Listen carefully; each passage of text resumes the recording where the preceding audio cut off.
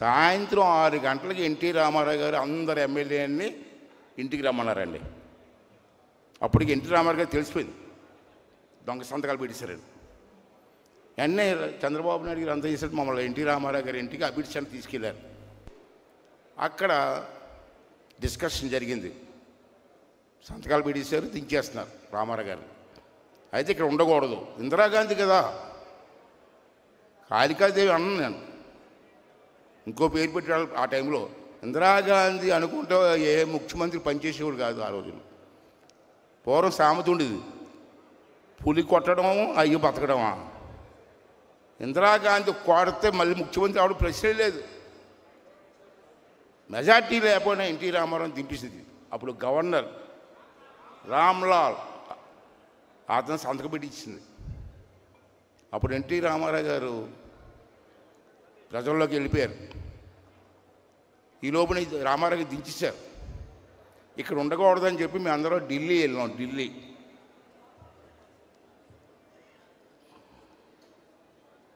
ఢిల్లీ వెళ్తే అక్కడ ఇందిరాగాంధీ గారు ప్రైమ్ మినిస్టరు.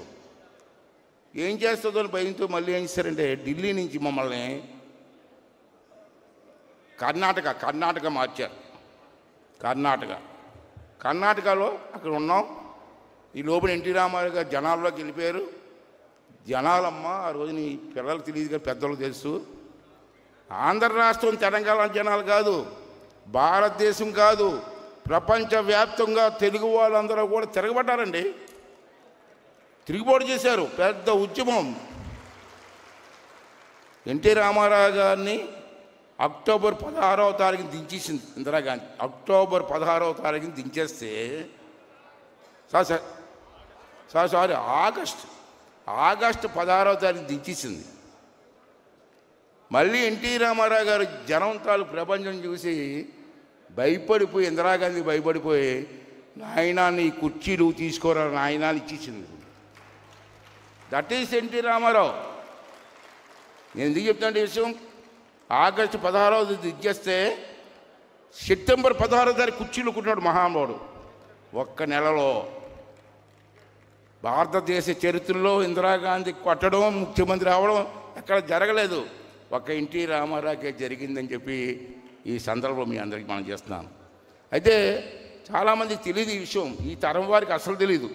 ఇంకా మాలో కొంత బతుకున్నాం కాబట్టి అప్పుడు చెప్తున్నాం, మీ అన్నాలు బతుకుతాం. ఇంకా మన తర్వాత కూడా రాబోయే తరం వారికి ఎన్టీ రామారావు గురించి తెలియాలి, రామారావు గారి తాలూకు నాయకత్వం గురించి తెలియాలి, అతని విశ్వరూపం గురించి తెలియాలి.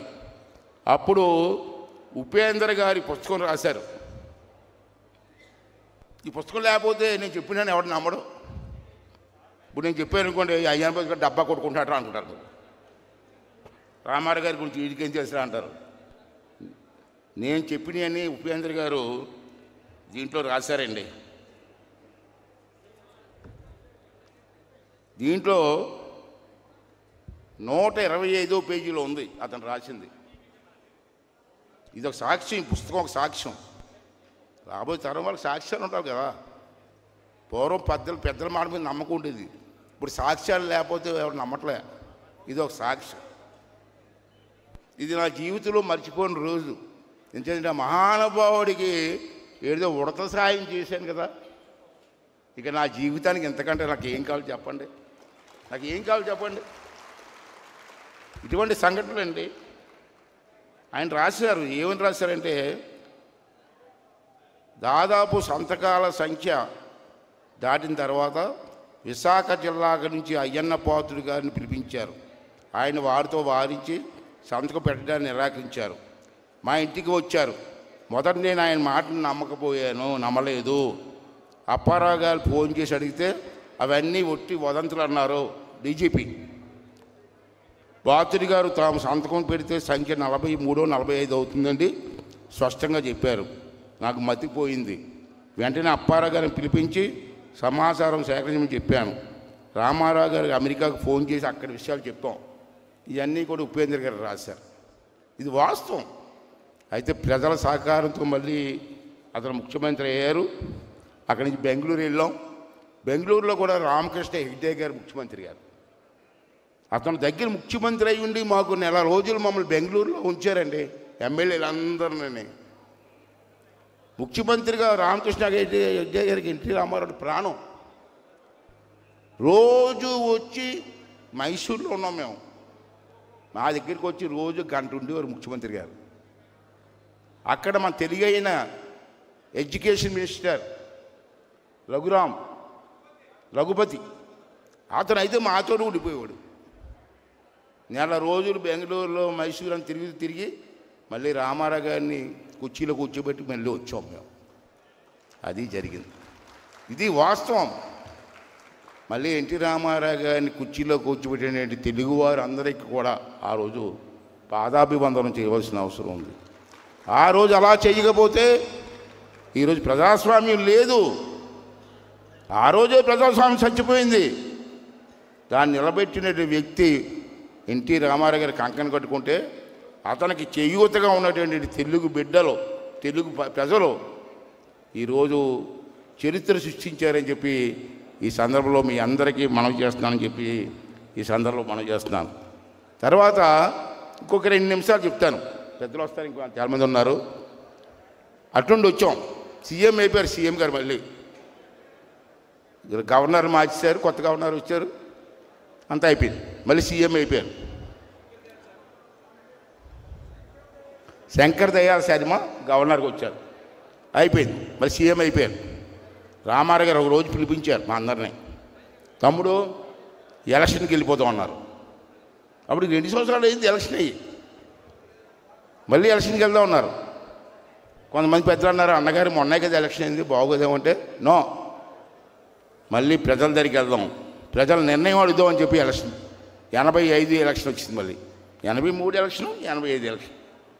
మళ్ళీ మా అందరినీ పిలిపించారు, తమ్ముడు మొన్న ప్రజాస్వామ్యాన్ని కట్టుబడి మీరు నన్ను మళ్ళీ గెలిపించారు, ముఖ్యమంత్రి చేశారు, మళ్ళీ మీ అందరికీ టికెట్లు ఇచ్చేస్తున్నాను ఎక్సెప్ట్ అనకాపల్లి అన్నారు. అనకాపల్లి మీరు పోయి కదా, దుర్మార్గుడు పోయాడు మా మోసం చేసి, కన్నబాబు రాజు గారు. రాజులు కోపొస్తుంది కన్నబాబు రాజు గారు. అప్పుడు వీరభద్రరావు గారు లైన్లోకి వచ్చారు. పెద్దలంతా పాలించి నో, నేను ఎలక్షన్ పోతాను అన్నారు. అయితే డిజాల్వ్ చేశారు, ఎలక్షన్కి వెళ్ళారు. మమ్మల్ని పిలిచారు, మళ్ళీ మీకు టికెట్లు ఇస్తున్నాము అన్నారు. మా ఎమ్మెల్యేలు అందరూ పక్కకి వెళ్ళిపోయి చిన్న గుసగుసలు ఆడుతున్నారు. అతను చూశాడు, ఏంటి మాట్లాడుతున్నారు అక్కడ అన్నారు. ఏమీ లేదండి, అతనితో ఎవరు మాట్లాడతారండి, కళ్ళల్లో పెట్టి కళ్ళల్లో మాట్లాడమే. నన్ను తమ్ముడు ఏంటి మాట్లాడుతున్నారో నన్ను పిలిచాడు. ఏం లేదన్నగారు, మొన్న ఎలక్షన్ అయింది, ఖర్చులు డబ్బు ఖర్చు అయిపోయింది. అప్పుడేంతండి నాకు 45,000 అయింది మొదటి ఎలక్షన్, 45,000. ఇప్పుడు ఎంత అవుతుందమ్మా?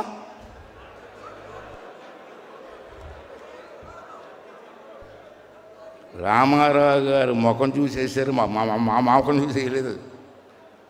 45,000తో నేను ఎమ్మెల్యే అయిపోయాను 83లో. మళ్ళీ ఇలాగ అనుకుంటున్నారు అన్నగారు, మొన్న ఎలక్షన్ అయింది కదా, మళ్ళీ డబ్బులు ఎక్కడ వస్తాయని అనుకుంటున్నారు అంటే, ఇలా రా తమ్ముడు అన్నాడు. వెళ్ళాను. ఆ బాయ్ని వాళ్ళు పిలిచి, కుంకుమ రంగు కండువా ఉందరా తీసిరా అన్నాడు. అది కండువా తీసుకొచ్చాడు. నేనేమనుకోండి ఇది సాలువా రంగు, కుంకుమ రంగు నాకేస్తాడు అనుకున్నాను. నేను అతను వేసుకుంటాడు, అతను మెడలో వేసుకుంటాడు. వేసుకొని వెళ్ళరా అన్నారు. భుజం చేసాడు. ఫోటోగ్రాఫర్ వెళ్ళరామన్నాడు. ఆడు వచ్చి ఫోటో నవ్వు తమ్ముడు అన్నాడు. అతను నవ్వాడు, ఫోటో తీశాడు. ఈ ఫోటో పట్టుకొని ఇంటింటికి తిరిగి ఓట్లు పడతాయి అన్నాడు.